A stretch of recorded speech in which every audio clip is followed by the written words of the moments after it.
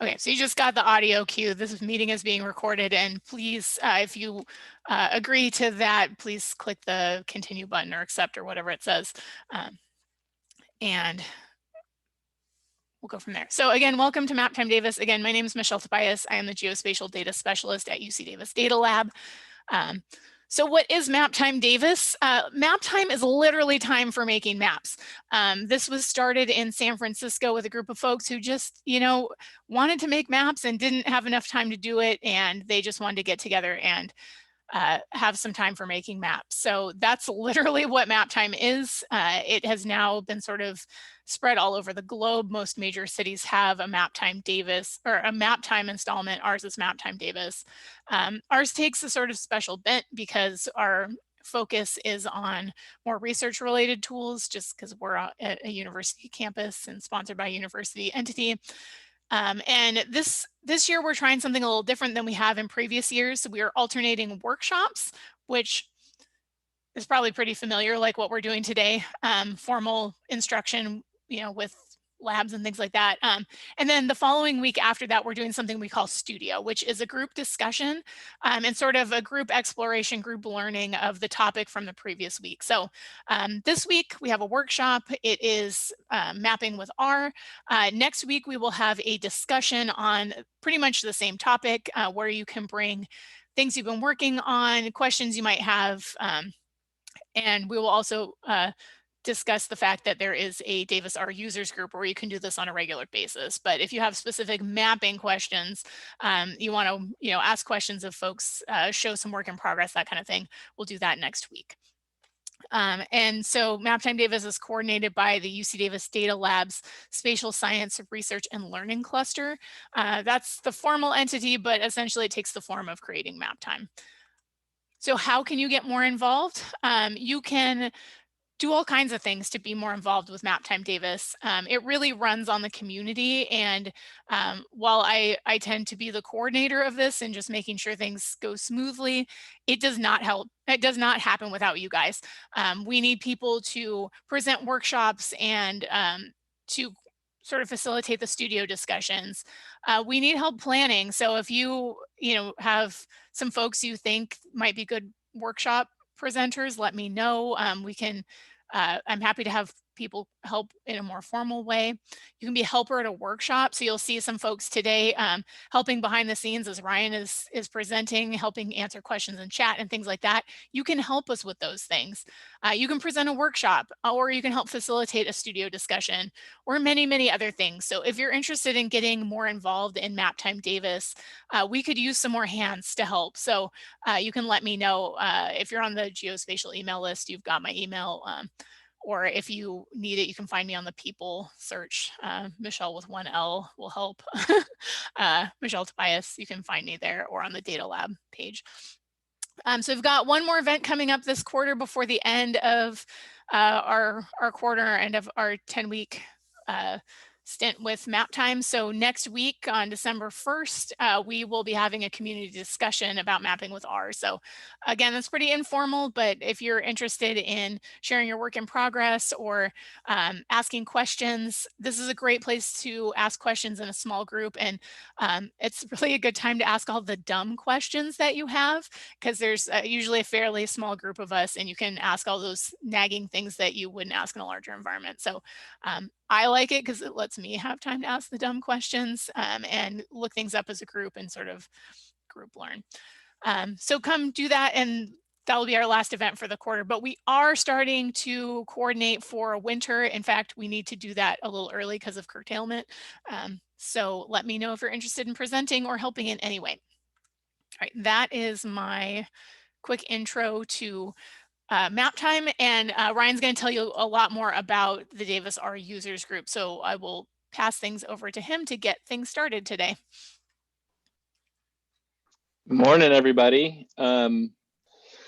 Yeah, so my name's Ryan Peak, and I am one of the coordinators for the R users group, and I'm currently a postdoc, just eternally here at Davis, I guess. That's my plan. Anyway, I want to today show you a few different, I would say 3 main pieces that I use for mapping, like packages. There's a bunch of other things I'm going to sort of show along the way. So all the code I'm going to use is going to be saved and up. I'll put the link in a second, so it'll be live coded. So essentially you can go to, and I'll show how to do that in a second. You can go to a web page and refresh it. Every time I save the script, all the code goes there. So don't feel too afraid about just kind of letting everything wash over you, and just kind of check it out. And then if you have questions, feel free to throw them out in the chat. I know Christian, John is here, and Leah is here, and they're both really great with Spatial R and can help out answering questions. So yeah, so that's the plan. So we're going to do some live coding and look at some maps. I decided today, since hopefully, unfortunately, most of us are sort of here one way or another, wherever that might be, that I wanted to make some completely spurious correlations in relation to turkeys and some other things. So given recent papers that have come out about female mentors, I thought it might be nice to sort of show spurious correlations and how silly they can be. So anyway, I just wanted to, yeah, open with that. If you have questions, feel free to pipe up. And it's weird when you're presenting and there's literally no feedback from anything. So if people give a thumbs up, that's awesome, or mention yourselves in the chat, that's helpful too. And one other thing, just to sort of touch base with folks, if everybody can go into your participants. So most of you probably have done stuff like this before, but if not, click on your participants list, and in there you'll see some buttons right below. There's yes, no, slower, faster, and there's some other ones. I'd like everybody to go ahead and just click on the green check, the yes, which tells me that A, you can hear me, and B, you're ready to do some mapping stuff. And the nice thing is I can see how many people have done that compared to our participants list. And I should do it too, so add my name there. All right, cool. So it looks like we've got 35 of 43, well, 37, there it goes, it's going, awesome. So that's one way that I'm gonna sort of check in with you all, okay? So that is really helpful, and feel free, if you have a question or something pops up, go ahead and click on the red X, and that'll be a way that we can troubleshoot with you. Okay, so I see two no's, one nose, but that's one way you can do that. Okay, and then I can clear that. All right. Yeah, I think that's about it. So let's get started. I wanted to show one really good example, I think, of some really great mapping. And first I need to share my screen.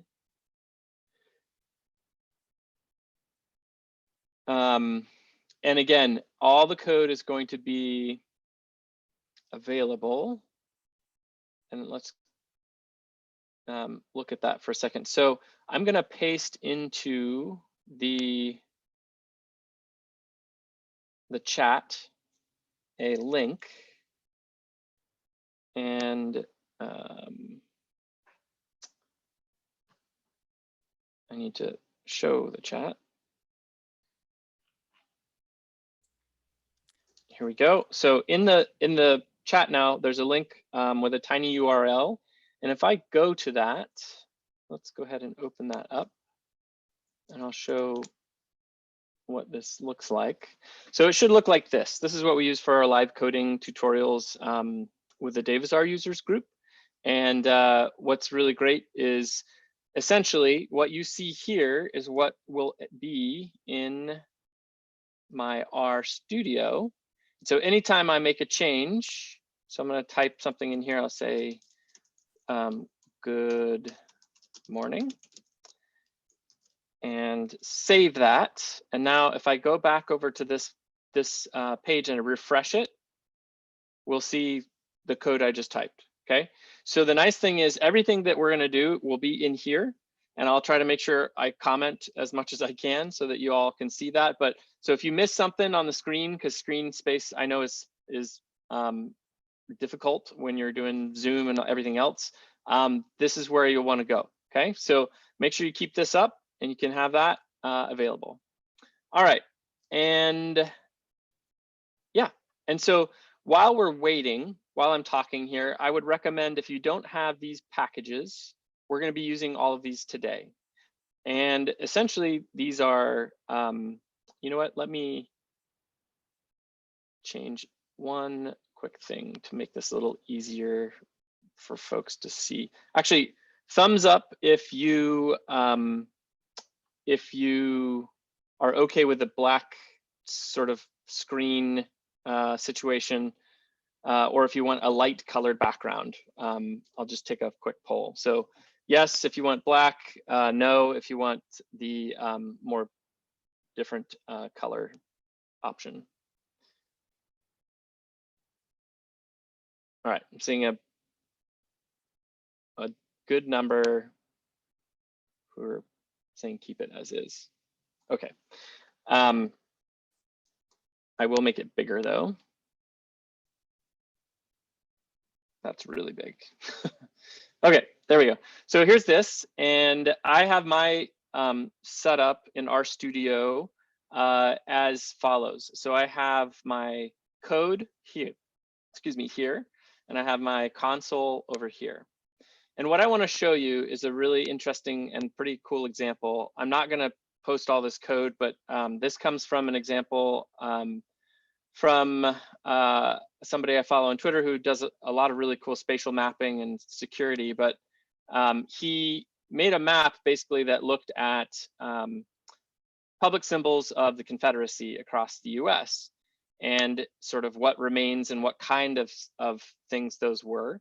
And the nice thing is he has provided all his code and he does everything in R. And so what I did was pulled that code and I wanted to run through that for you, but he basically has all the data in a Google Sheet. And I can send this to folks if they're interested. But essentially what you end up with is you pull all this data in, you clean it up, and then he basically uses SF, which I'm going to talk a bit about, and then some county and state boundaries, or sorry, state boundaries, and then he plots all these things. So the whole plot is this ggplot, and we're going to basically make some ggplots as well. But what's really nice, in addition to that, is he actually has made a custom US sort of version that sticks Alaska and Hawaii here, so that it's all sort of compacted into this nice tidy space, which is really nice for plotting.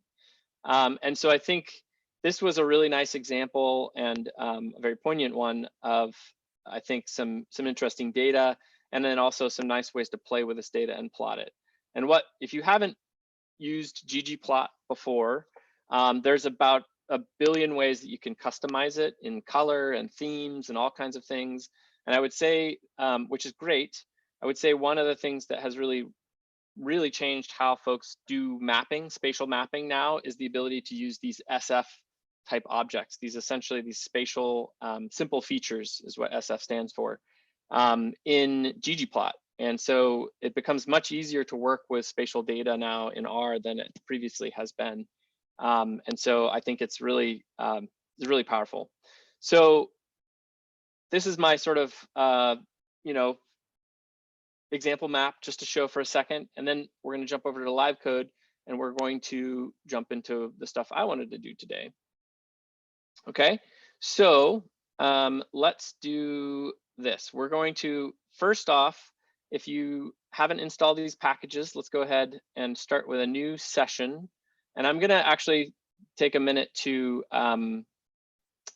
clean everything out, start new. And one thing I want to point out to everybody is I am working in an RStudio project. If you don't use projects and you use R, I highly, highly recommend it for a number of reasons. And so this is going to be my chance to talk a little bit about project management and organization and file naming. So in every single project I create, I almost always have a code folder, a data folder, usually a data output, and then docs and figures. I always have essentially these folders in here. And the nice thing is that means I can switch between any project I want, and I can know where stuff is. And if I send it to somebody else, they can know where stuff is. And so I think if you don't use this, I highly recommend going to new project, right? And then you click on a directory and new project, and then make a project name. That could be mapping in R, it can be whatever it is that you're sort of want to name it. Don't use spaces, always use underscores or hyphens in your file names, and then go ahead and create that project. And once you've done that, then you can create a couple folders, right? You can make a code folder and a data folder. And I would say for today, that's a really good thing to do because everything then is relative. So you'll notice all the links that I use when I'm reading data in, if it's not reading in from a website or something like that, it's reading from a relative link. So everything starts with data, right? So where my project is this .rproj file. That's where everything is relative to. So if I want to access something in data, it would be data / something that's in data. So I just want to point that out. I think it's a really powerful tool and it saves a lot of brain width, brain space when you're switching around between things to not have to remember like where stuff is or how is it organized. Pick something and stick with it. It's really, really important, I think, for reproducibility. Okay. The other thing is I'm working in R version 4.03, so the most recent version. And if you don't have that, I would recommend you probably want to update because you might run into a few errors. How do I share a project? That's a great question. So let me show you really quickly. If I go to this little gear over here under files, your file tab might be on a different location, but files, and I'm going to show folder in a new window. And that's going to open this project up. And what's cool is if I wanted to share this with somebody, so I have a bunch of version controlled, each one of these is an RStudio project and they're all on GitHub. So it's pretty easy for me to navigate. But if I wanted to share this with somebody, either I could point them to the GitHub repository where it lives, or if you're working just locally on a project, I could literally like zip this up and email it to somebody, assuming it's not ginormous, and they can open it up, unzip it, and go for it. Okay, so it's a really great way if you're if you want to share like all your work and everything to sort of work in these projects. They're self-contained, which is really nice. Okay, good question. Feel free to chime in, and if I don't see it, somebody else can ping me. Okay, so let's go ahead and load our packages. So I'm gonna use a lot of shortcuts, and I'll try to talk through them, but Command Enter or Control Enter will run a line of code, which is nice. So I'm just going to load all these packages. The one package you might need to install that is not part of like tools install packages, I believe is going to be this one, this Albers USA. And this is the one where the map that I showed earlier, where it has sort of Alaska and Hawaii, squished into the lower 48 states. And so the nice thing is that this package makes that really easy. Okay. All right. So then let's go ahead and make a new section. You'll notice these little things right here have a little arrow next to them. And if I click on that arrow, it collapses the section with this little green thing. And if you haven't used these before, they're really handy. And the other nice thing is you can see them in this outline over here. So there's a tiny little button. You might even have to stretch your screen out a little to see it. But there's a tiny little button on the upper right-hand side of where the scripts are. And it's this little thing here, and it's outlines. And the nice thing is you can see, so it's a good way to jump around and kind of keep track of your code. And to make a section, I'm gonna hit Control-Shift-M, whoops, nope. Control-Shift-R. Control-Shift-R or Command-Shift-R will allow me to make a section label. You could also go up to Code and Insert Section, and it tells you right there what the shortcut is. Okay, and for this, we're going to import state Turkey data. Okay, and so thus begins a new section, which is nice. And now I can collapse this if I want. I can sort of navigate. I can jump between. If I click on one of these, it'll navigate right to that section, which is really nice, really handy. Okay, so the next step is I want to, trying to get all my screens together here. The next step is I'm going to paste something in. We're going to read in some Turkey data. Oh, expand the library section. Yes, sorry. There you go. Remember, all this code lives here, right? So if you can't see it on my screen, I'm saving, every time I save, the code is going here. And so if I refresh this, now we can see that this section appeared, okay? So remember, this code lives I dropped a link in the chat. No, thank you. Just so you don't worry about feeling like you're getting behind or missing stuff. Okay, so we want to, I'm going to do some copy and pasting here to save typing. But we're going to read directly from a website. I've already pushed this data up to a repository where this code all sort of evolved. I'm going to close this for now. And this is Turkey data that comes from this website, which I'm going to go to right now so you can see it. I'll walk you through how I got it. So what's amazing nowadays, there's so much data that's available. This is from the USDA's Agricultural Statistics Service. It allows you to select either census or survey data. And if I click on one of these and then do animals and products, and then I can pick, you know, a highly topical poultry and turkeys. And so what I did is I clicked through basically and downloaded, and it has a ton of really all kinds of crazy data you probably may not even be aware of, but turkeys in the US are like $1 billion industry. So if you weren't aware of that, it is pretty stunning how much data exists and how widely turkeys are grown and harvested. So this has all kinds of information about sort of the production measured in dollars, in numbers of turkeys, so heads of turkeys, and pounds of turkeys. And so what I did is I clicked through all of this, and then I clicked Get Data, and then I've put that all up at this link, so you don't have to do that. So if we run this code, which I'm using read_CSV, and I'm literally just passing this link, web link to a CSV, which is nice.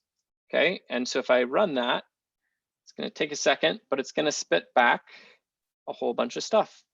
And what you'll see is it has all these different columns.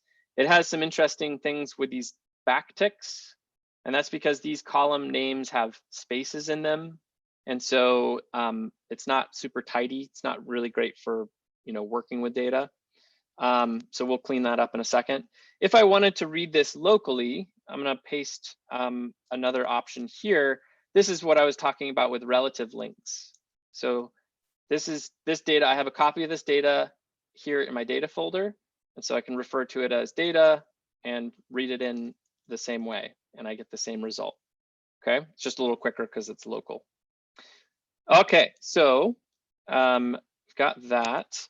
Now the next step I'd like to do is let's tidy this up because it's kind of a mess. And what I want to do is essentially I just want to find out where the most turkeys are, like what states have the most turkeys, grow the most turkeys.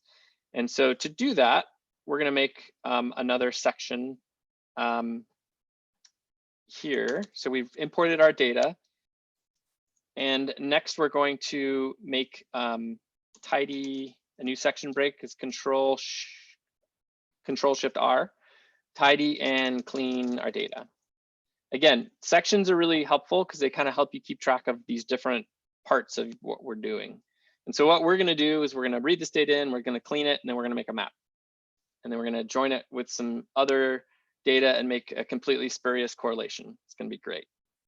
So tidy and clean data. So the first thing I want to do is I want to look at what I've got here. And in particular, I want to know this data item thing, data, data does not have it.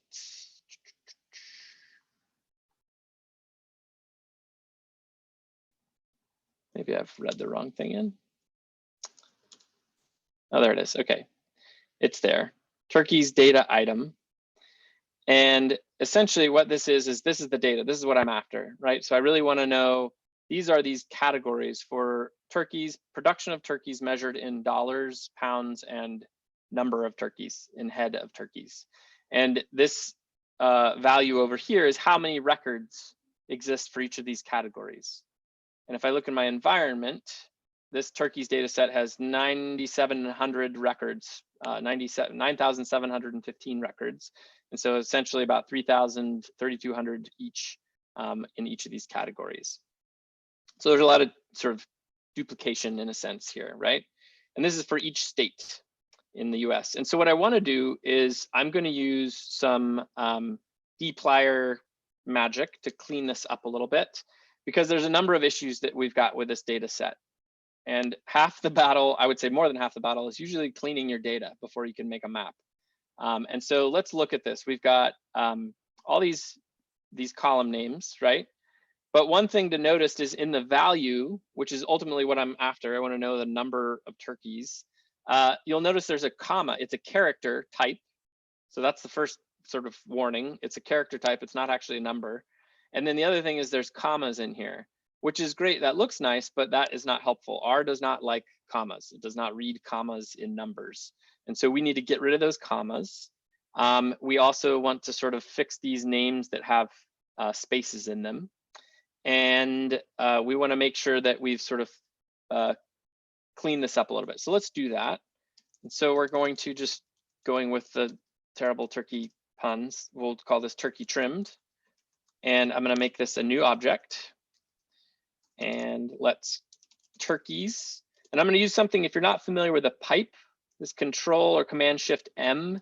This is from the Magritter package. And it essentially is taking this data set and passing it to the next, to something else. And what it allows me to do is it means I don't have to type in things like this, turkeys, $ something. I can just use the column names. It allows me to sort of keep passing the data. It's really powerful. Pipes sort of exist in multiple fashions and code languages, and they're really, really powerful. So we're going to work with a pipe. When I use a pipe, I like to use a clean line, and you'll see it indents here. And I'm going to use the janitor package. I've already loaded the janitor package up here, I believe. Yep.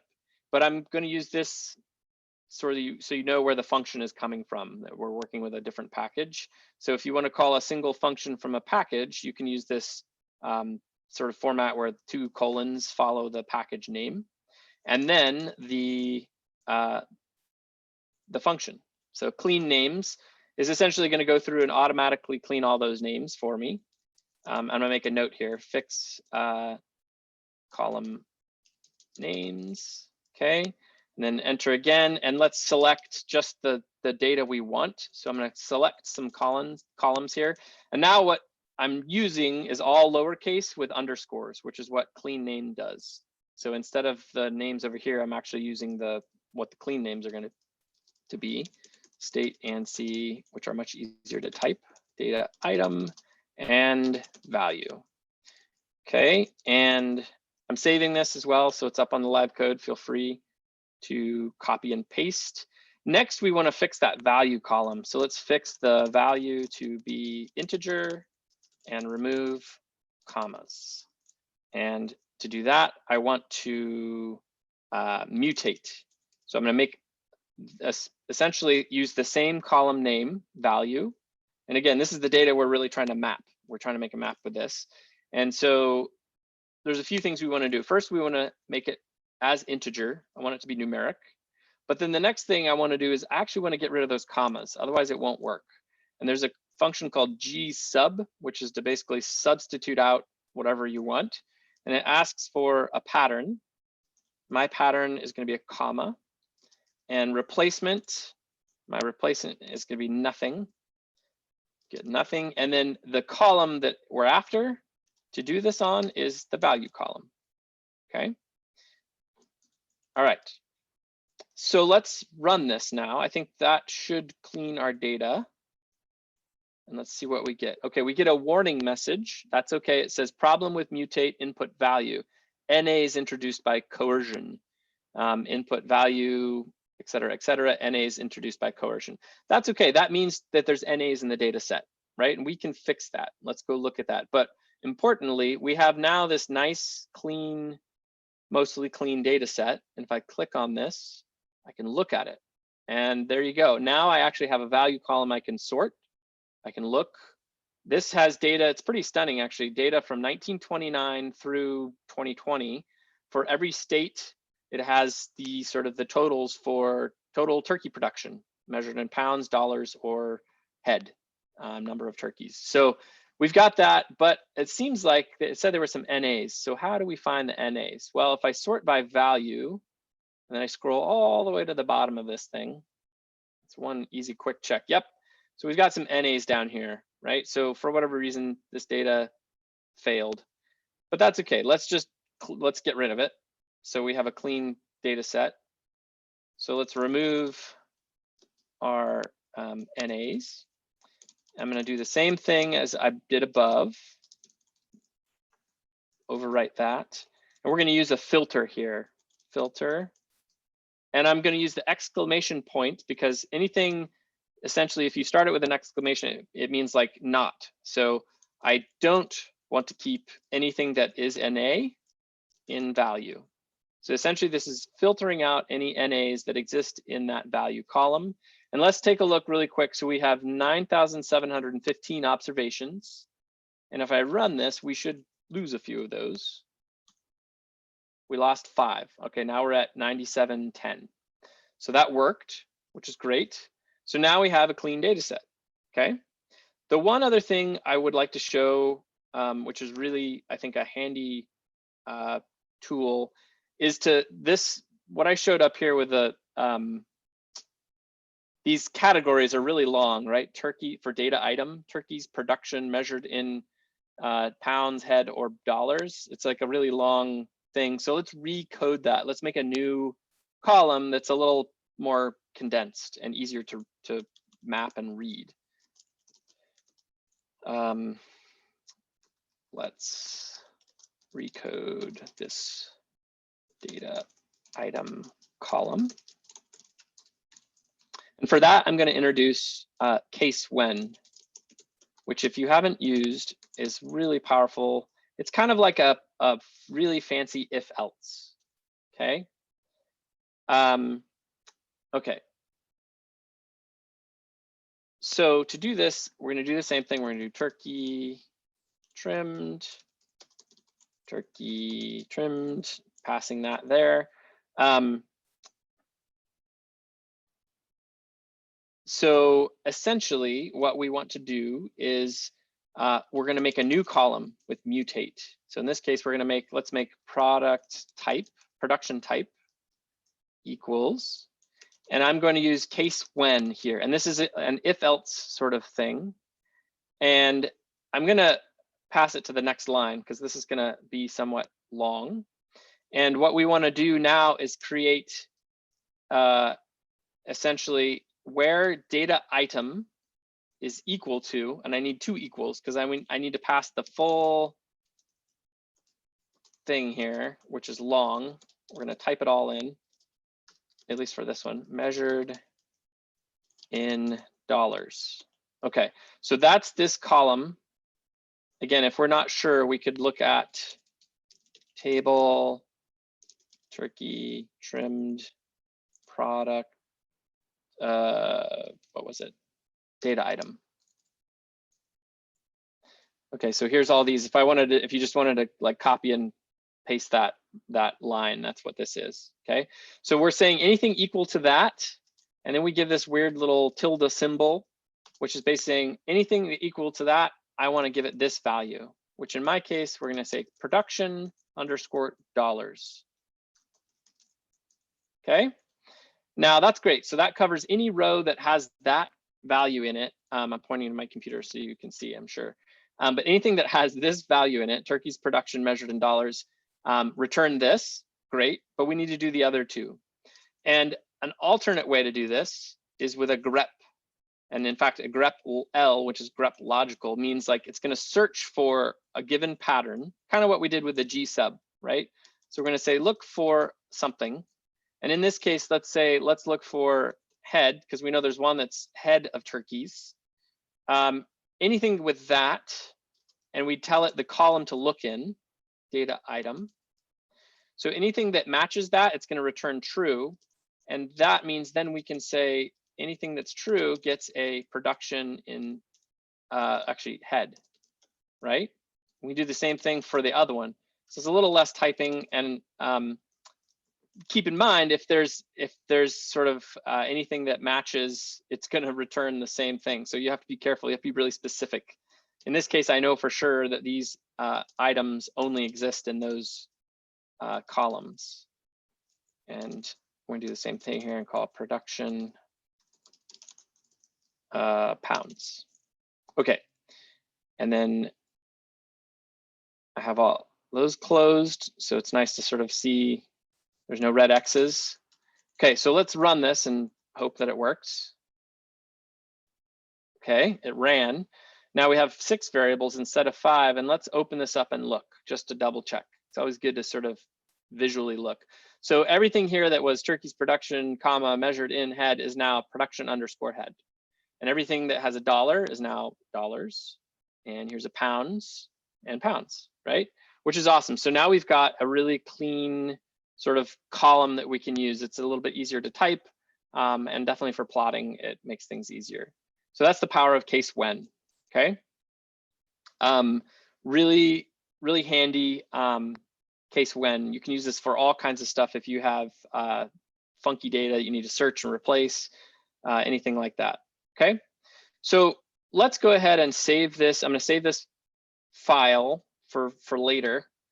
Just a good thing to do. In this case, I'm going to save to my data. I'm going to call this turkey trimmed and give it the year range for the data. You don't have to do this if you don't want, but I'm going to go ahead and do that. So we sort of have our our file. Okay. I'm going to stop here. Are there any questions or comments or concerns? Now we're going to move to the spatial data, and then we're going to join this data with the spatial data to make our map. How about a thumbs or a yes if y'all are doing okay and ready to move on to the next section? Could you maybe describe the pipe operator one more time briefly? I was a little confused. Yeah, absolutely.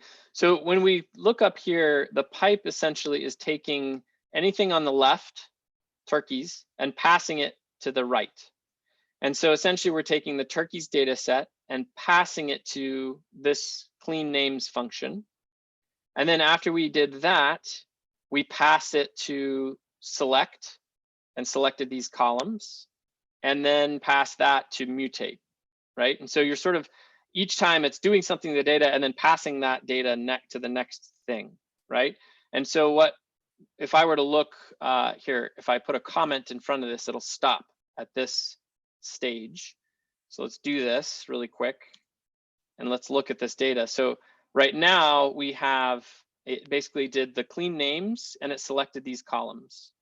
If I took the pipe off here, it's only going to clean the names, right? And I only end up with clean names, but all these columns. So each step is passing to the next iteration, okay? Does that make sense? Yeah, that makes a lot more sense. Thanks. Yeah, no problem. It's a little weird to get used to at first, but it's a really powerful, powerful tool, and you'll see it fairly regularly, I think, in a lot of code in R. Okay, any other questions? That's a good one. Oh, RDA, yeah, good question, Ellie. So yes, I didn't talk about this, but there's many files that we can save out. R data files, which is RDA, or sometimes you might see it as R data, or any iteration of that, right? It could be like capital RDA, it could be fully written out. So an R data file is essentially a compressed sort of binary representation of our data. I easily could have saved this to a CSV, right? That might be a little bit more platform independent, like anybody could read that. That'd be a good idea. But in this case, especially for big data, which this isn't necessarily all that big, but our data files are nice because they're compressed. So they're much smaller. The other nice thing is it keeps all the formatting. So it's an R specific formatting. So all the sort of stuff we did to clean this up and keep these as like number and character, it keeps all that information as part of the R data file. The difference between R data versus another one, which is RDS. So RDA versus RDS is this. So our data files, I could put lots of files in here. You can put many files or objects, we'll call them, into a single R data file using save. Whereas in with RDS, you can only save one. And the other nice thing is if I save, let's try this. So I'm going to say write, I think it's write _ RDS or save RDS. There's different functions for this. But if I were to do the same thing, turkey trimmed is what I'm saving, file, and we'll save it as the same thing here. .rds, okay? So the difference here is I can only save one object. So if I want to save a list of things, I need to use save. If I want to save a single thing, I can use write RDS. And then the difference is if I go to my files and data, just for an example, and if I click on turkey trimmed, so let me remove this from my turkey trimmed, I'm going to remove. Okay, so now it's gone from my environment. If I want to read this back in, I need to use load for this, for the RDA file. And data, and where is it? Turkey autocomplete is your friend, tab to autocomplete. Okay, and then I'm going to run that, and it loaded it. And notice that it didn't ask me what it wanted me to call it. It is called turkey trimmed because that's what I saved it out as, right? So when you save, it keeps the name of the object. Now I could rename it now if I want, but it comes in as whatever you saved it as. A little bit different with RDS files. I could say turkey trimmed 2. I can name it whatever I want and read RDS. And the same thing, we'll do data, turkeys, turkey RDS. Now I can call it whatever I want when I read it in. So now I have turkey trimmed 2. Okay, so that's a good question. They're really, it's good to know the difference between these things because they're both really helpful in different ways. Any more questions on that? Cool. All right, so let's jump in. Let's get some spatial data now, and we're going to join these things together. And so this is where the Albers USA package comes in handy. If you haven't been able to get this installed, we can try to follow up with you later. But I also have saved these as a geopackage. And so I'm going to paste the code to show how I got this data.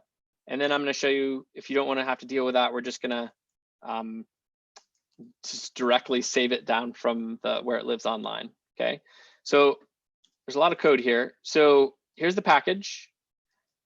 This is the function to get that composite data set that I talked about for states. And then there's a similar function for counties. Okay, so if I do these, I get these. And if I want to take a look at these, now these are SF objects. And let's talk about SF for folks that aren't using it very much. So if I click on this, it's this data frame. So the really awesome thing about SF objects is they're data frames. They're just regular old tables that you can work with really easily in R, with the exception of there's something called a geometry column at the very end. Usually it's the last column in the data frame. And this has this kind of funky look to it. It's because it's a list of, and no matter whether this is a line, a polygon, or a point, it has every single thing that's required to make that thing spatial.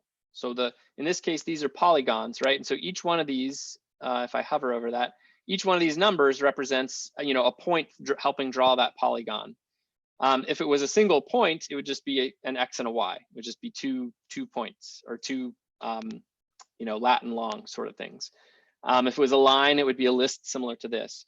But the nice thing is this is contained all in one single column, and it's sticky. So essentially, if I do anything to this data frame, the geometry column follows that, whatever I do. So you can do all the dplyr sort of stuff we just did, right? Filter, select, mutate, summarize. You can do all kinds of cool stuff, and it keeps that spatial information with it, which makes it really powerful and really easy to work with. So it's a much easier framework to work in spatial data in R than the previous sort of lists nested within lists option, which is much harder to work with. Okay. So if I want to plot this, however, to do that, I want to just plot the geometry. I don't want to plot, if I use plot of the whole object, it would make a plot for every single column in this data set. And I don't want that. So I just want to make a plot just to double check this works. And this is just base plot code. So I'm telling it the border and the line width here. And if I want to add the county data, you can add equals true, right? And that means that it's going to add it to the existing map. And it's this faint gray here. So it's added all of that information right onto that. Cool. So we know that works. So the next thing I'm going to talk about is a geopackage spatial data format. Geopackage is a way to save multiple layers in a single file. So if we look in my data files over here in data, you'll notice there is a somewhere where, oh, it's in data output, sorry. Here it is. There's a single data set or a single file called map_base_layers geopackage. And what I've done is I've saved, and this is the code to do that, to save out each of these layers. So there's a layer that's US composite and county composite, and they both went to this geopackage. And so this is a database, right? It's a spatial database. What's really cool is this works. You can read this with ArcGIS, with QGIS, with sort of anything with R. And it's a really powerful way to keep all your data in one place, particularly if it's the same kind of data. And so if I write these things, it gives me some information about it's writing it out. I added delete layer equals true so that I can overwrite, you know, the layers are already in there, but I'm overwriting them. And then the cool thing is, so if I want to see what's in a database, I can use this st_layers. So the entire SF package, most all of the functions start with st_, which is nice. So if I run check layers, you'll see it says, okay, hey, in here you've got 2 layers. Here's how many rows they have, and here's how many columns they have, and what kind of data they are, which is awesome. Okay, so if you weren't able to do this and you just want to save this data, what we want to do is go to, hang on one second. What's the quickest way to do this? If you work with Git, this is a kind of handy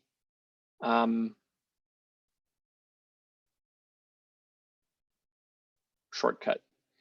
I'll paste this link in a second. Actually, I think this is at the top of the live code. So now I'm over on this, where this repository lives, okay? And under data output is this geopackage. So if you want to save this geopackage to your computer and do what we just did, you can click on download. So I will paste this link in to the chat. There we go. So you can click on download and save it to, you know, your data or data output folder. Okay. And then you'll be able to run do the same stuff that we're doing now, in case you're having trouble with I know installing that package may not be super straightforward. Okay, great. So we have some spatial data now, states and counties. So let's make a new section and let's talk about joining our data now. Okay, so I have these 2 things, and the next thing I want to do is join it. We want to join our Turkey data with our, I wanted to show how to read this data in from a data. So if you save this geopackage to your computer, how do you read a layer from a geopackage. And you do that with read SF or stRead. Each of these do the same thing. The important thing is it's going to ask for a essentially your DSN, which is short essentially for the database, and then the layer.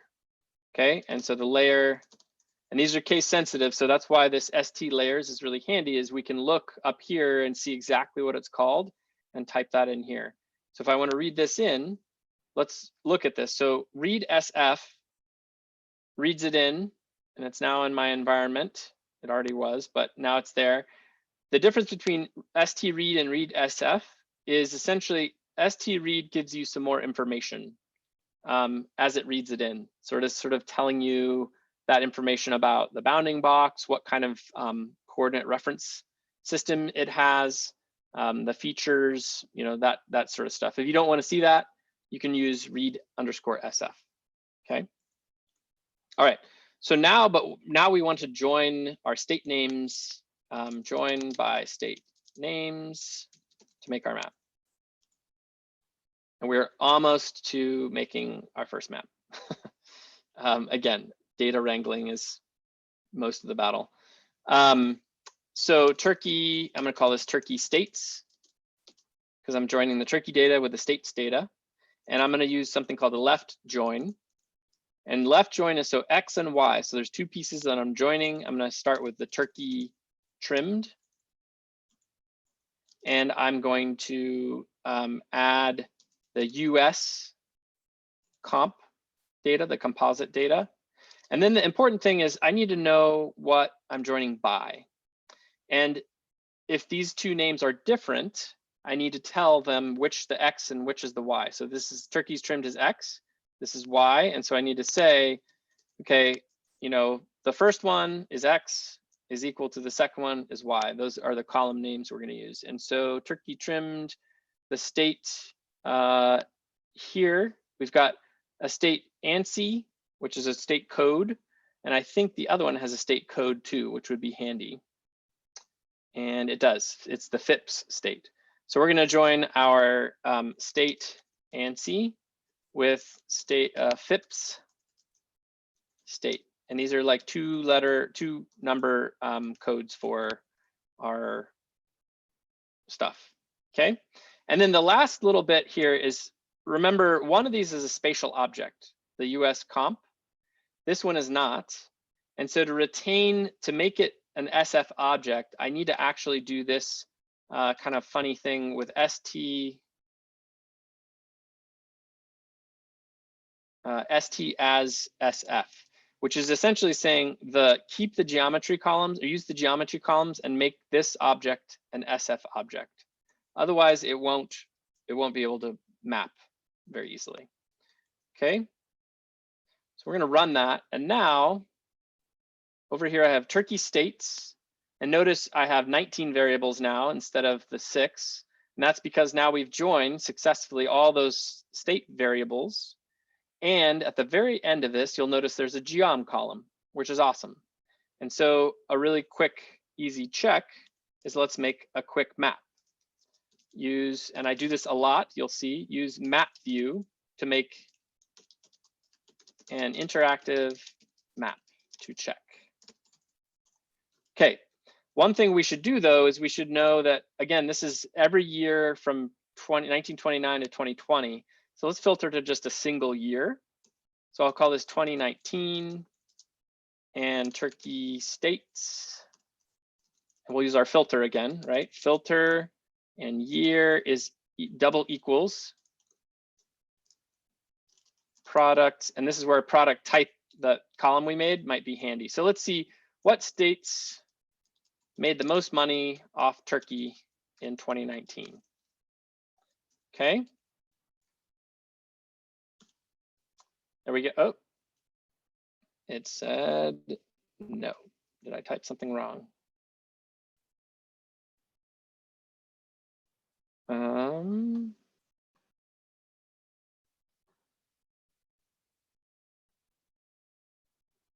Oh, thank you. Equals.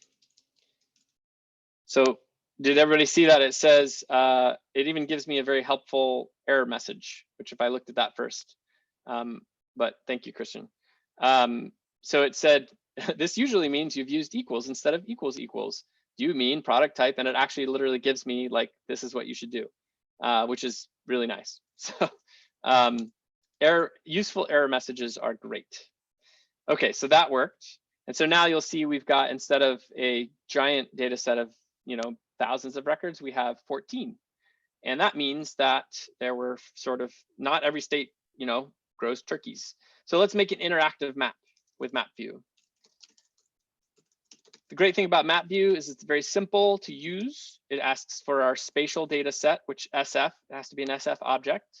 And we can color by Z color, means a column. And I want to show the value. So this is going to color code our, and I'm going to run that. And there we go. We have an interactive map. And what's cool is I can, it's not super exciting, but I can zoom in on any of these and I can click on one of these and it will give me all the information. So I use this a lot to sort of investigate and kind of poke around and figure out what's going on with my data. You could plot by the colors, but it looks like we've got, the two top turkey producers are North Carolina, which is producing somewhere on the order of, wow, like over, that's $674 million a year in Turkey, or in 2019, and also in Minnesota, which is a similar, so over $500 million in Turkey. Okay, so we've got that. All right, so now let's go a little bit further and let's go ahead and look at county data in California, because California is actually one of the top producers, one of the top states over the years. I've made some plots to show that, but we're going to kind of skip ahead here.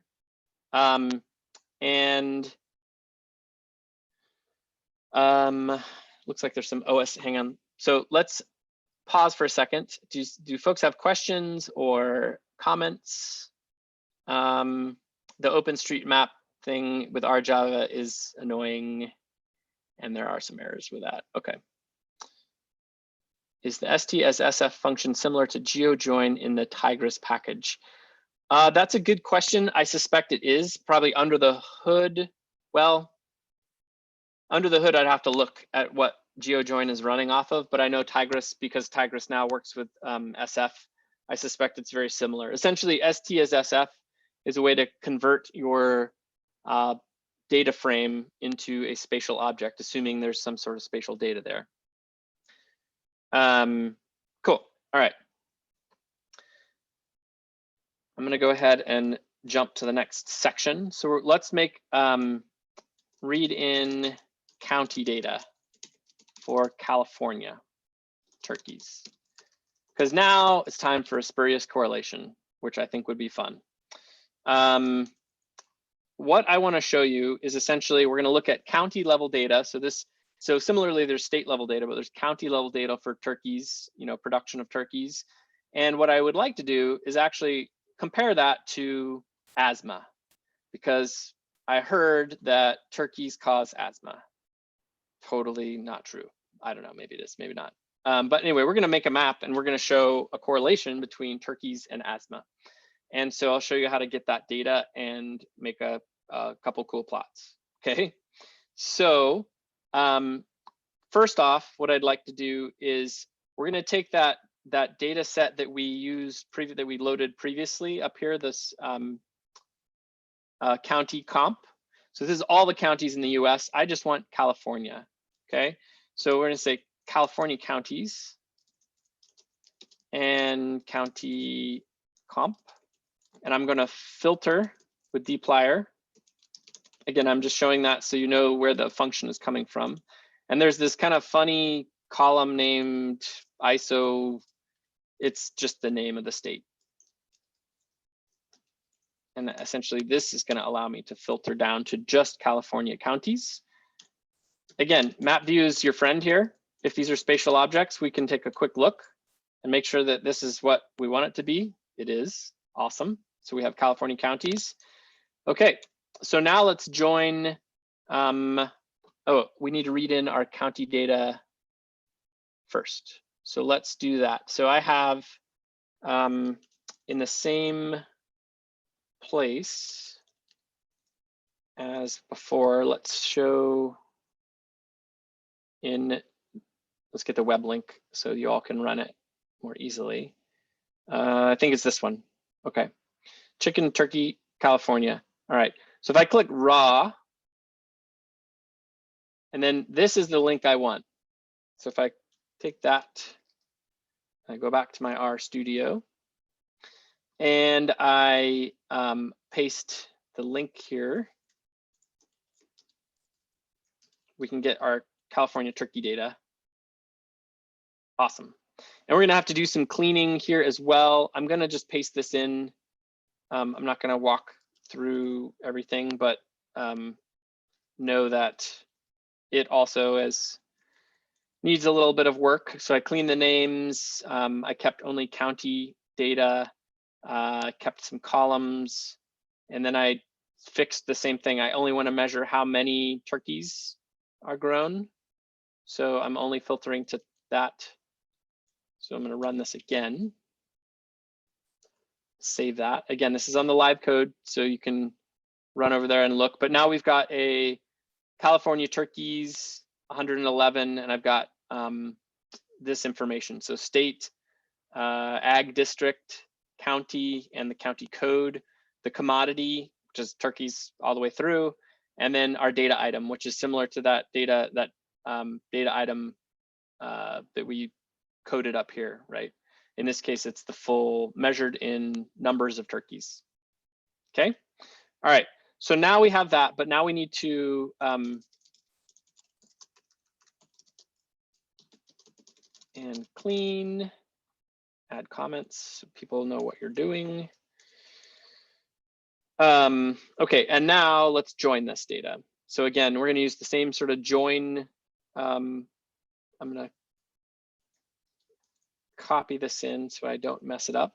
Join with counties, spatial SF. And what we want to do is join by, so I'm making a California county turkey data frame, spatial data frame, and I'm left joining by the turkeys is X. Again, county comp, actually I can use California counties here. I don't need this. And then I am then saying for the X, we're going to use that code again. The FIPS code and the ANSI codes are the same, and then make it into an SF object. Okay. Run that. And a quick check also, if you haven't done this before, if I hover over this data, you'll see a little pop-up there. And see where it says California counties and then SF, and then the size. The SF is a handy thing to look at. So if you're not sure if you have a SF data frame, you can use that to look. So this says it's a table DF, so it's not an SF object, right?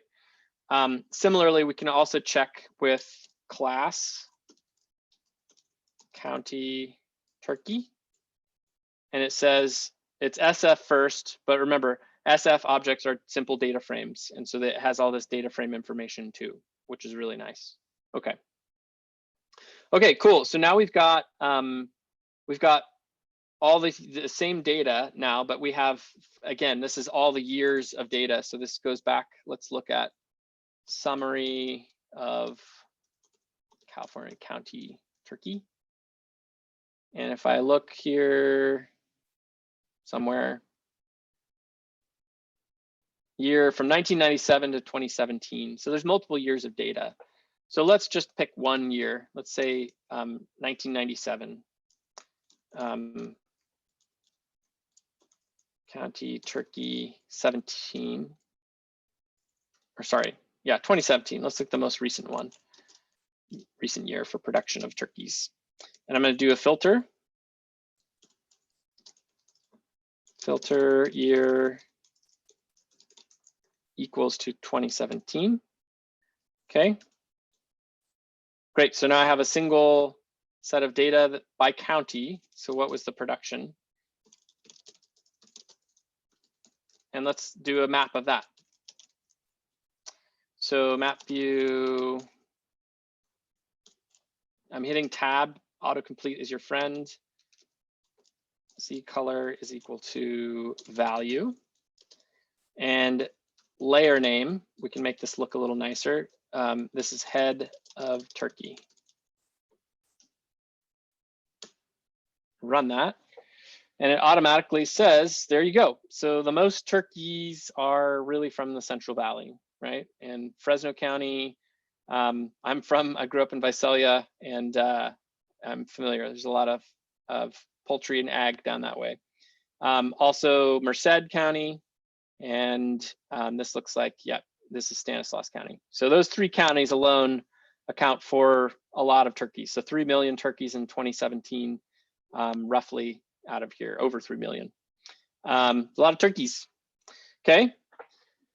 Okay, so now I want to show you one other nice framework for mapping in R. And this kind of goes, so we've shown dynamic maps, like these interactive maps, but what about, the whole point of this was to talk about publication ready maps, right? So something static. There's a really great package called tmap, okay? And so I want to show that. Make a new section. And tmap allows you to do these same sort of interactive maps too. If you change tmap mode to view, but for our purposes, we're going to say plot. I want a static plot. And view. Okay, cool. So we do that. So now it says it's set to plotting. And here's the part. So I'm going to run this code, but I recognize some of you may not have been able to do the OSM package, get it installed. This is to get base layers, which is a common thing. You can do this with ggplot as well, with ggmap, but it's a little trickier. And this is the sort of free version of that. So what I am doing is I'm using this read OSM function. And I'm saying for California counties, get a base map layer, okay? And it's going to take a second.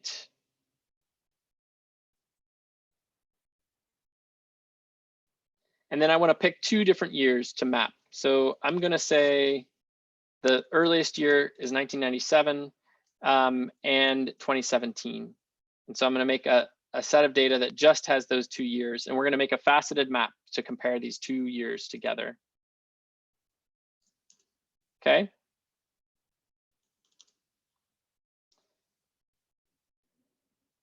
Okay. Now we're going to make the map. And this is a little different if you haven't used tmap before. It's similar to ggplot, if you're familiar with that. I'm going to call this M1 for map 1. And the first thing is it asks for essentially it always starts with pretty much tm underscore shape.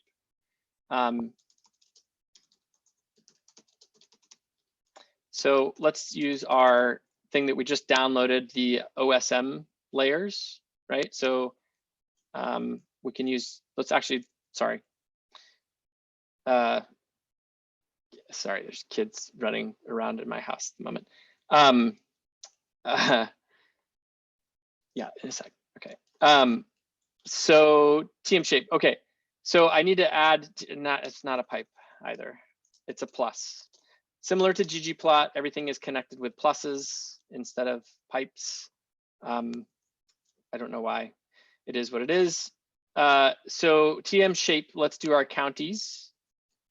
And what I had started to do and lost my train of thought is I want to actually do the base layer first.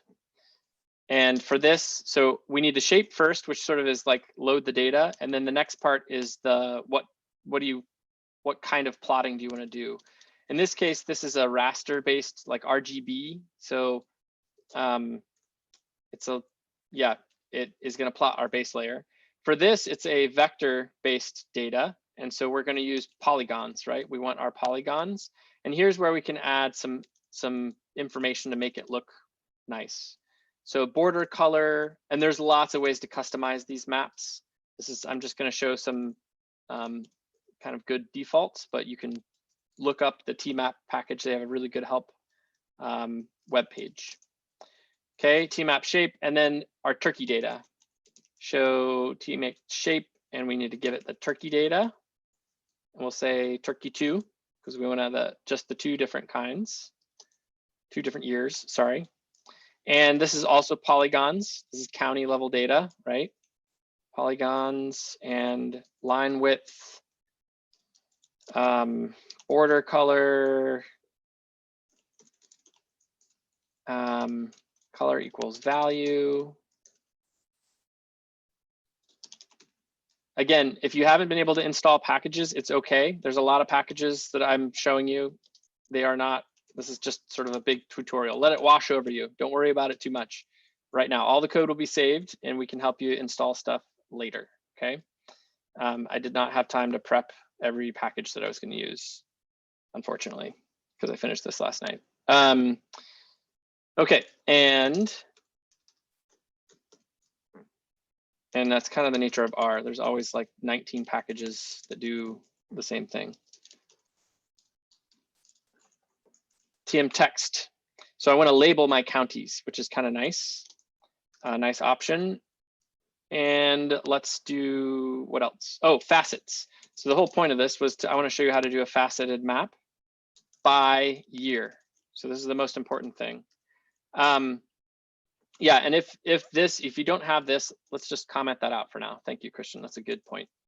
We'll just show it without. Drop empty facets is true. I don't think we have any, but let's do that anyway. Okay, so if I were to just plot this, let's see what it looks like. And then I'll show you how to add a few additional little bits. M1. There we go. So we've got a map. It's not very pretty at the moment, but that shows you, so in 97, where the majority of the turkeys were grown, and in 2017, things have sort of spread out a little bit, right? Still hot spot in the Central Valley, San Joaquin Valley, but so anyway, this is one option, but I'd like to add some more details to make it a proper map, right? Like if we're going to publish this, this is probably not going to work. I would hope not. So layout has all kinds of options. And so I often like to try to keep things as simple as possible. So I remove a lot of the extra stuff, right? And so I want my legend not to be outside. Let's say legend background, background color. And again, I don't know all these things. I looked them up in this function to figure out what I wanted to set. There are literally hundreds of settings. These are just a few, I think, that are nice. And there are many more you can look up. Legend width is 0.4, 5, sure. I don't think it matters. And then this is the important one, legend position. So now I want to move the legend from the far right. I want it to be in the actual map to sort of save that. There's a lot of white space there. So we're going to sort of change that. And this took a little finagling. I basically had to run this a few times to find the like proper position. And then the last thing is every map really should always have a scale bar and a north arrow, really. And so the nice thing is there's a handy function that allows us to do this and to tell it where we want that to go. So I'm going to put a scale bar on the bottom left, and I'm going to put a north arrow, or a compass, and whatever it defaults, I think it's the upper right. Okay, so now let's rerun this. Pretty quick, which is nice. And then it's going to plot. There we go. All right, that is a slightly better map, right? We can definitely work with that. You could finagle this a lot more. I think this is now getting closer to a point where we could potentially publish this. Maybe we would remove one of these legends. We don't need duplicate compass and scale bars. There's lots of settings we could make that happen. Importantly, let's do a, I don't have any favorites. That's a great question, but I think it's kind of depends on the map you're making, right? Like faceted maps are different and other things like that. So, but that's a good question. So I think tmap, I wanted to show save, tmap save. So let's save this map because I think that ultimately is an important part of this. So it's going to default to whatever the map I just made was, but I can give it M1 is what I'm saving, the file name, and figures tmap. Okay, and Turkey facet. I'll call this a PNG. And then I can give it some information about what size I want to save this as. And for publications, what you'll find is I typically save as the largest you can make it to start with. So we'll make this 8.5 by 11, or actually 11 by 8.5 would probably be better.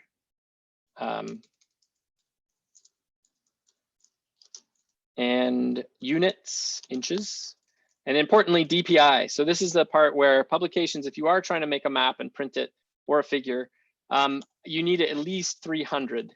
Often they'll ask for 600, particularly for maps. So be aware, these get big, really big files. You can save this as a TIFF, as a PDF, as a JPEG, whatever you want. However you end your file here, it will know and it'll save it as that type, okay? For now, let's use that, and it will save that. And if I look in my files, in my figures, sorry, I now have a Turkey map, tmap Turkey facet, which if I go over here, there you go. We've got this somewhat reasonable map that we could share with folks. Okay, that's that. I wanted to show one last set of things if folks are interested, but I'm going to pause here because I want to show how to do a spatial dissolve and sort of aggregation with essentially make one more faceted map that's ASMA by county versus Turkeys by county with ggplot. Are folks interested in that? Or I can pause and we can sort of just chat and open it for questions and discussion.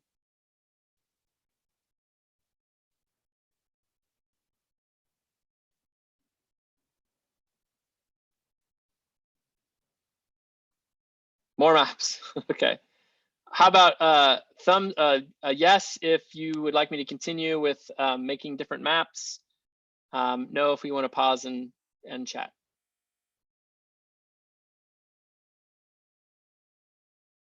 All right. Sweet. So I know I'm going kind of fast, I apologize, but it's all recorded, all the code is saved at that link. So I'm hoping that you can go back and kind of poke around. I would also add, this is a great time to advertise, the Davis R users group has been meeting every Friday from 10 to noon. And the link is on our website to join that. Christian can probably pop that in the chat if you don't know about it, but please join our listserv. We have a weekly 2-hour work sessions on Zoom. And we've been helping folks out as best we can, but it's a nice way to also check in. So if you have additional questions, there's a good group of folks that have been putting in time to help out our users. So please do attend. I doubt we're not having one this Friday, but starting next Friday, we'll probably jump back in. Cool. All right, so let's make a new section and let's now jump to hang on, I gotta get my, what is happening? Oh, figure out what I'm doing next. Oh, right. So I want to talk about a cool data set, if you don't know about it, called EnviroScreen.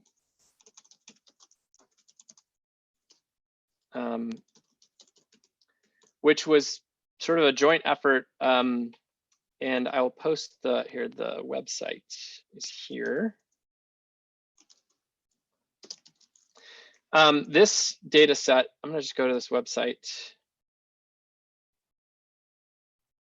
so you can see. In Callan virus screen is a really cool data set that's based by census tract. And the nice thing is they've gone through and they've essentially taken a ton of different data sets on environment, essentially environmental health, as well as census demographics, poverty, asthma, air pollution, water, groundwater. I don't even know, we can look in a second, but they've put it all into one data set, which is really nice. And it's coded by census tracts. And then ultimately what they did is they essentially, and the report talks about this, but they wanted to look at the impact, right? What is the sort of statewide assessment of an environmental impact to human health, not just risk, because I think oftentimes those things are very different, right? Impact is much more sort of comprehensive to everyday life and how we operate. A risk is sort of a little bit different, like a very specific risk to your health or to a certain thing. And so they've made this data available, and it has a lot of really interesting pieces in it. And so what I wanted to do is pull, as with great power in making maps comes great responsibility, and we were going to be highly irresponsible and essentially just make a spurious correlation between one single variable in this and another completely random variable, which is turkeys, similar to recent papers that have come out. So what I'm going to do is I'm going to read this data in from a database, okay? And this database is again up on that data repository. Let me paste this and then I'll show you where the data lives again. Let's go back to the data. And this is a little bit different. This is a slightly different type of database. And what you'll want is this one. You want to download this zipped folder because it's a geo database, and you'll unzip it. So download it to your computer. So if I click on that and then download it to your computer. And essentially what it is similar to that geopackage. It's a spatial database. If I look over in my data, you can see here, okay, so here's this, the zipped file is about 5 megabytes. And unzipped, it's similar. It's not too big, 6 or 7 maybe. So if I click on this and look inside, it's got a whole bunch of files that I can't tell you what those are because they have this kind of crazy coding. This is a file geodatabase that's commonly used with ArcGIS, right? Or QGIS to some degree too. And so it ends with GDB. The nice thing is the SF package works just as well with this data, which is awesome, okay? And so what you can do is, thanks, Christian. Let me copy that link actually in and save it. There we go. Thanks. So if I do st_layers again, and this is the local version of my database, you can have it with the trailing slash or without. It will work either way, but it just needs to be a GDB or a geopackage type database. And it says there's one layer in here, open file, GDB, one layer. There's a lot of features, lots of rows, 8,000 plus rows, 70 different columns. So it's a pretty big data set and it's a polygon type, okay? So if I want to read this in, I'm gonna use the same thing that we did above with the differences. Now it's this GDB and here's the name of the layer that I want, okay? And what we'll see now is let's check something called the coordinate reference system, because this is the part with spatial data that can get really tricky and less fun. And I'm not really going to take time to talk too much about all the different projected geographic versus projected reference systems, but essentially think about like it's an orange peel. You have to squish it down over a globe, and so it stretches in weird places. And so we need to make sure that we're using the same orange peel essentially when we're making our maps. And so this handy function here, stcrs, gives us our all the information about the type of reference system we've got. So at the top, it's NAD 83 California Albers. Pretty much the only thing I'm interested in is down here at the bottom, ID. This is this code. This is the CRS code, which is really helpful to know. And we can use that to know, okay, this is 3310. Excuse me, this is this type of projection. Let's check what our Turkey, county Turkey data was. County 2017, let's see. So 4326, right? So they are different. And so what we want to do is make them the same. Particularly when we start doing spatial operations, we want to make sure they're the same. So transform our Turkey data. And what we're going to do here is use st transform. And the nice thing is we're just going to overwrite our existing data set. And oops, st underscore transform. There it is. And I'm going to pass my data. And then the CRS, which is 3310, because I want it to match the Enviroscape data. Okay. There we go. And if I run this again, whoops. Oh, it's, I need to run it here.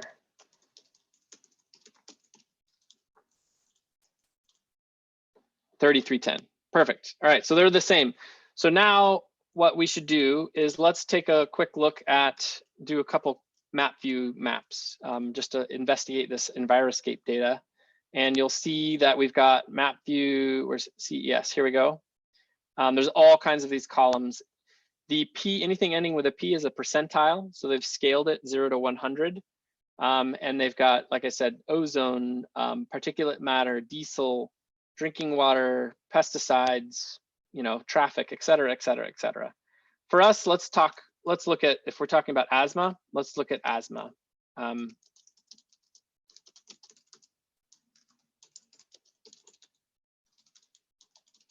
And map view and CES Z color equals asthma P. I want the percentile. And let's look at this map. It's going to take a second because it's definitely a larger data set with lots of pieces. And with Zoom sharing screen, it's going to be extra slow. But there we go. So as you can see, asthma is the percentile of sort of asthma is much higher in the Central Valley. Air quality is not great there. Similarly, you have some very high asthma levels down in the desert and out in the east, southeast California. A little bit up in this neck of the woods too. Okay, so the next thing let's do is let's go ahead and collapse this. Essentially, let's do a dissolve. So if you're familiar with dissolving data or aggregating data, I want to aggregate this sort of census block level to county, right? So that we can match with our Turkey data, which is only at a county data level. And to do that, there's a really cool option. But what I want to do is actually just get just the data. I don't want the spatial side of things. I'll explain why in a minute. But one way you can drop the geometry and just get the data frame is, oops, I'm skipping a step, sorry. Hang on, okay, let's aggregate. So to aggregate, we can use our group by and summarize functions, as well as this thing called stcast, which is a nice way to group our data. So I'm going to take our data set, I'm going to group by, the nice thing is it has county level information. So California county. So I want to group by county. And then I want to take the median sort of percentile for asthma for each county. So it's going to sort of average all, it's going to take the median of all the different census blocks into one for each. So I have one value for each county. So call this asthma median equals median, and that value, remember that column asthma P. Okay, now that would work, but what I need to do is actually do stcast to sort of make sure that it keeps its geometry part, if that makes sense. It's kind of one of the trickier parts with SF objects. I'm going to run this because it takes a second, because it's collapsing all of this information into a single, single county for each one. And then I'm going to go ahead and start our next thing that we want to look at, because let's take a look at this map view,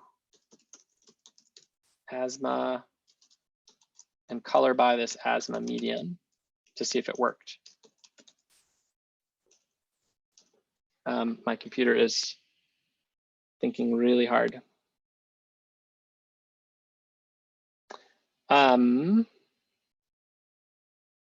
Okay, there it worked. All right, let's run this. And what we'll see is it aggregated by county, which is awesome, but there's all this sort of these artifacts, which are weird, and we want to do away with that. We want to just have a clean county map. And so let's join back to our county geometry from before.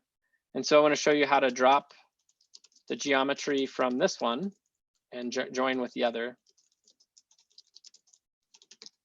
And so that's where I was getting ahead of myself. So what we can do is take this data set and use this st drop geometry. And essentially all this does is drop that sticky geometry column off the end and makes it back to just a data frame. So if I look at class CES ASMA, you'll notice now it no longer has an SF side of things, okay? So there's a few other little bits we need to fix. It has some empty spaces. And so if I map, or first let's join and map view this. In the interest of time, I'm copying and pasting, I apologize. I'm joining by the county data we had previously that is spatial, so the good county level. And these names have to match. Okay, and then let's map view. Uh-oh, so we have a bunch of gray spaces, NAs. What happened? Well, I found this out last night. It has to do with empty spaces in the California county names. So if I looked at the California county names, you'll notice in, for whatever reason, the name has spaces on the ends of some of them and or before, and so it's not joining because it's not exactly the same. So we need to fix those empty spaces.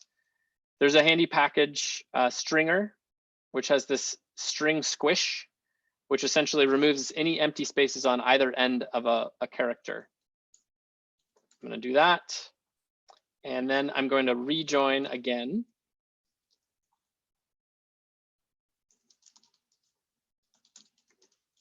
And again, this is kind of the process iteratively that you would go through, right? And now I'm going to go ahead and rerun this map view to see, hopefully now, okay, everything joined, it looks great, awesome. So the last step, let's make a ggplot side by side map. So we have our ASMA data, we have our Turkey data, right? So now let's make, I'm going to now show you how to do it with ggplot, the same sort of thing we did with tmap. There's all kinds of functions. Similarly, you can customize these things infinitely. So first, let's make the ASMA map. And I'm pasting this in to save time again, but I'll walk through this. So ggplot, similarly, it has the pluses to connect things, right? And we need, essentially, this is the bones of the house. So we need the structure of the house, which is just this empty ggplot. That's sort of the foundation. And then we're going to add the different pieces of the house, like different rooms or different layers. Geom SF is a really handy function that allows us to plot SF data, which these data are. We give it our data. So the ASMA county that we just created, we want to make it colored by, similarly, we want it to be this sort of ASMA median value. I'm going to add a color fill. There's all kinds of different color palettes. It's quite fun and distracting, but you can play with that a lot. There's a lot of themes you can play with as well. I'm adding a title to the legend here. We'll see that in a second. Datum, this actually is handy, removes the grid lines when plotting spatial data with SF. This is to add a, again, ggspatial is another package that I use all the time for ggmap stuff, or mapping in ggplot, sorry, that allows me to add a scale and a arrow if you want to do that. And labeling, so I'm adding a caption and a subtitle, themes. Again, I'm moving the legend position around a little bit, but let's take a look at this. So I'm going to run that. There's a method to the madness, I promise. Okay, there we go. So we now have this nice map. I put just a scale bar here. You'll see why in a second. So correlation between turkeys and asthma, as you'll see, highly spurious. Now let's do our turkey map, right? And so similarly, I'm going to paste this in. And I'm gonna call this G2. So I'm naming each of these objects so I can call them back later. Again, we're adding our county information. We're adding just 2017. And then coloring the turkeys with a different color palette. Adding a north arrow and fixing the size of that north arrow. Adding a caption and then fixing where the legend lives. Okay, so let's look at this one. Okay, so here we go. So this is where the number of turkeys, scientific notation, I would probably go back and change this, but for now, we'll just leave that for now. You get the point that lots of turkeys, most turkeys are in the Central Valley, at least in 2017, okay? All right, so finally, let's combine these. We have two plots, right? So we can now make our paper for Nature showing turkeys and asthma are correlated. And there's a really great package called cowplot. Again, I'm just throwing packages at you left and right.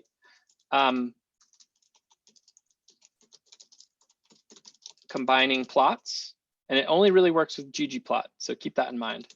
But combined plot.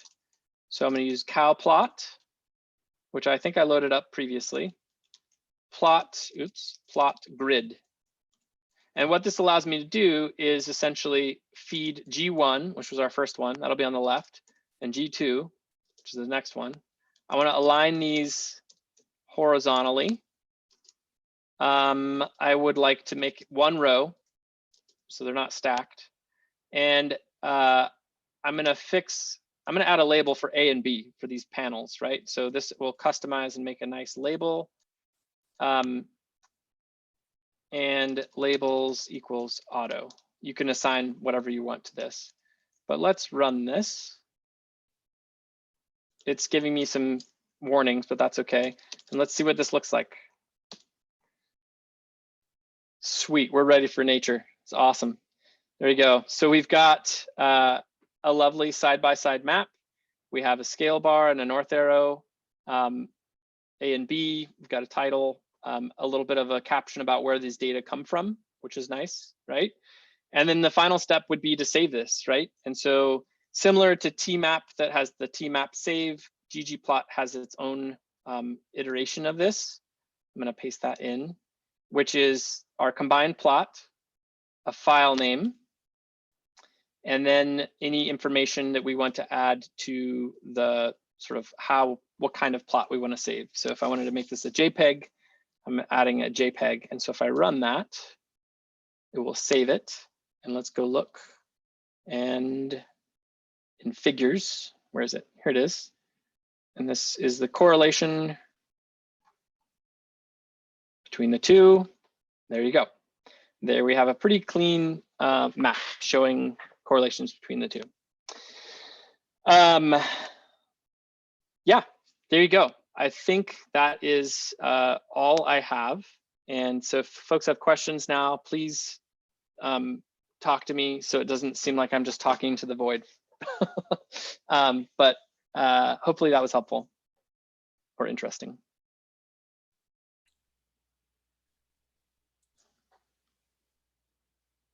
Well, thanks, Ryan. I appreciate this. This is super fun. And I enjoyed the fact that you chose some data sets that were fun and not scary. COVID. Yeah. I'm working on the Esri MOOC right now, and a big data set they were using was the election data from the previous election year. And I was like, oh man. Yeah. So, I wanted to stay away from COVID and election stuff, so I opted for these. yes, Yeah. I appreciate that. So really quickly, before everyone takes off, if you didn't introduce yourself in the chat, if you could please do that. We're using that instead of a sign-in sheet. I have just found out that Zoom is not creating the reports that it said it would create. So if you could just type your name and where you're from in the chat real quick before you leave, that'd be really helpful for my accounting so we know who's here. But I'll hang around for another 10 or so minutes if you guys have questions, and I'm sure Ryan can stick around for a few more minutes and answer questions. So if you want to just unmute yourself and say your question, I think we've got, we can do that.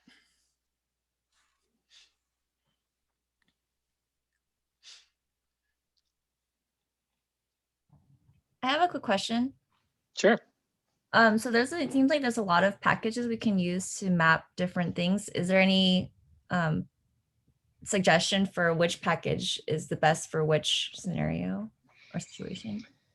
Ooh, that's a good question. I would probably default to tmap or ggplot, I think are the best. So tmap, I think, is the best sort of all around working with spatial, like to make a really quick map. I would say the defaults are really good and it works.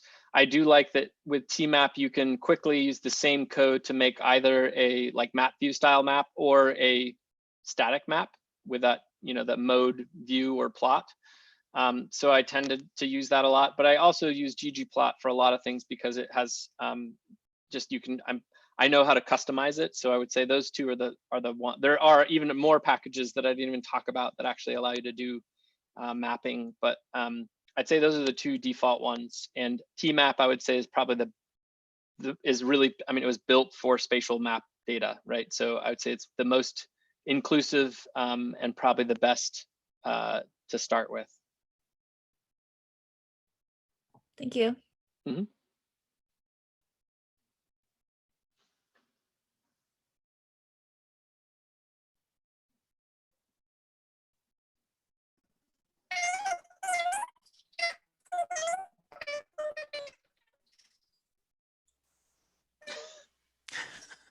Hey, Naomi, we're getting like little chirps. Could you type your question in the chat box? I don't know what's up with the audio.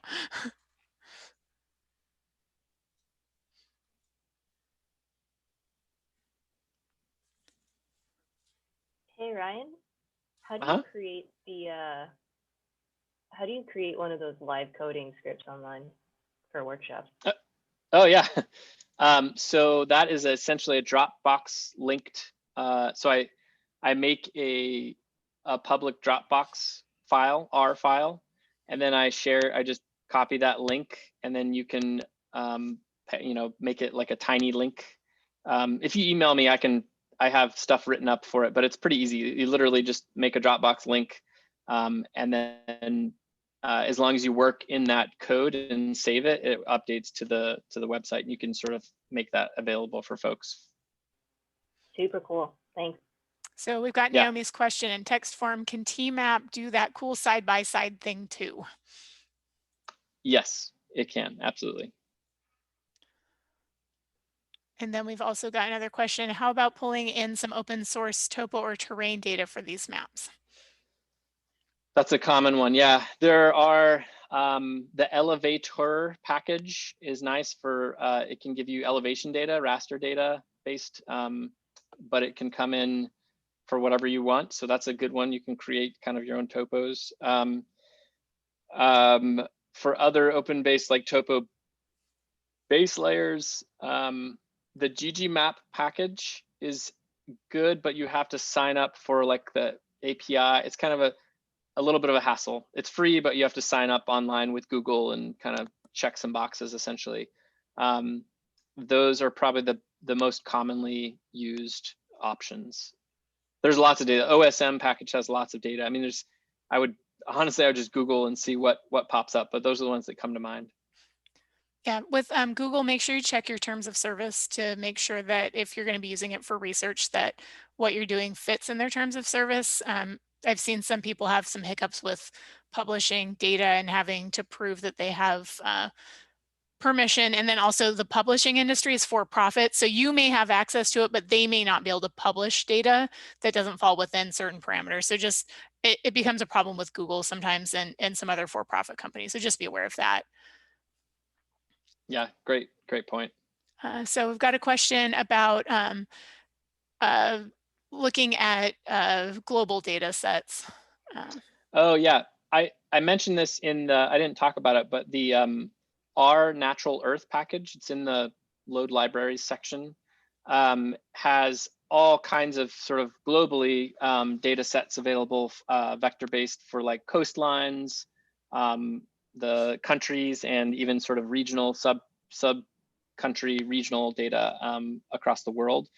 And so I would say that's a good place to start. But I think NOAA has lots of ocean-based data that you can download. Nowadays, it's honestly, it's so amazing how much data is available that you can Google like what you're interested in and usually find, you know, a shapefile or a geodatabase that exists. Similarly, you can actually read in KML, like Google Earth files too, using the SF package, which is handy. So if you find those, you can use those as well. Also mention, if you're having trouble finding data, you can always come by the data lab drop-in hours on Mondays from 1:30 to 3, and I can help you find data sets too. It's helpful if you've done some of your own homework ahead of time and really can't find it, but feel free to drop in. I'm trying to find a link, but we just redid our website, so it'll take me a minute. I'll pop that in chat when I find it. Oh, here it is.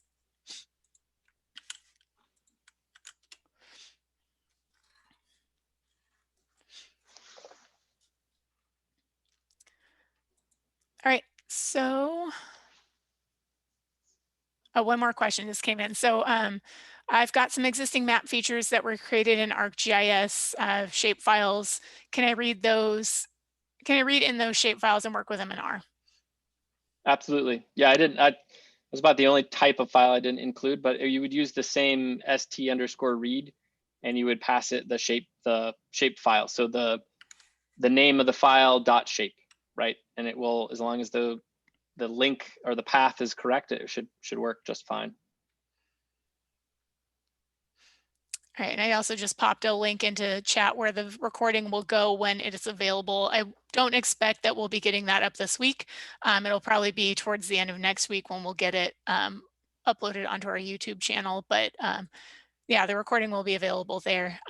So with that, I want to say thank you, Ryan, for doing this. This was really helpful. Remember, guys, you can always come to Data Lab drop-in hours. You can come to the Davis R users group. You've got Maptime Davis workshops going on. So a lot of help out there for working with spatial data in R and other spatial data tools. So come see us, come hang out. We definitely want to see you in all the places that we just mentioned. So thanks again, Ryan. I appreciate this. I'm going to end the recording now when I figure out, there it is. There we go.